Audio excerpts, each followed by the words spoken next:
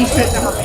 এবং আমরা এটাও দাবি জানাতে চাই যে যে ঘটনা ঘটেছে এবং যে ঘটনা ঘটিয়েছে তার সুষ্ঠু তদন্তের মাধ্যমে বর্তমান যে সরকার রয়েছে তিনি এই ঘটনার সুষ্ঠু তদন্ত করবে এবং যারা এই ঘটনার দোষী সাব্যস্ত হবে তাদের বিচারের আওতায় এনে এবং তাদের বিচার কার্যক্রম করতে হবে।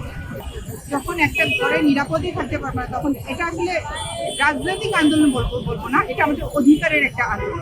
কারণ আমরা আমাদের জায়গা থেকে আমরা সমানভাবে বসবাস করতে চাই বাংলাদেশে। আমরা সকলেই নাগরিক এবং সেই নাগরিকের থেকে এটা আমাদের দাবি যে আমরা সকল অধিকার যে অধিকারগুলো বঞ্চিত করে রেখেছে আমাদের, সেই সকল অধিকারগুলো আমাদের ফিরে পেতে চাই এবং আমরা আমাদের এলাকায় এবং সুস্থ স্বাভাবিকভাবে জীবনযাপন করতে চাই এবং শান্তিতে বসবাস করতে চাই।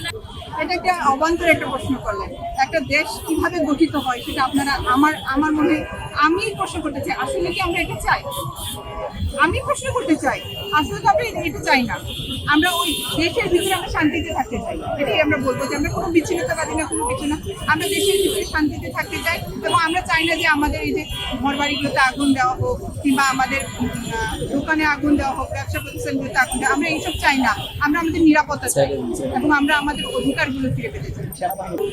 এটা আসলে এটা সম্পূর্ণ যে তত্ত্বাবধায়ক সরকার যিনি আছেন তার উপরে ডিপেন্ড। এখন সেনাবাহিনী করবেন কি করবেন এটা উনার ব্যাপার।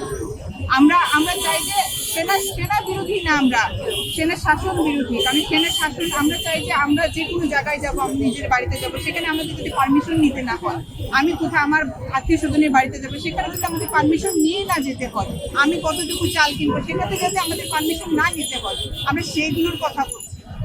আমরা বলি নাই যে আমরা সেনাবাহিনী কিংবা বিচ্ছিন্নবাদী, আমরা এটা বলি নাই। আমরা বলছি যে আমাদের সেনা যে শাসন রয়েছে সেটা প্রত্যাহার করা যাবে।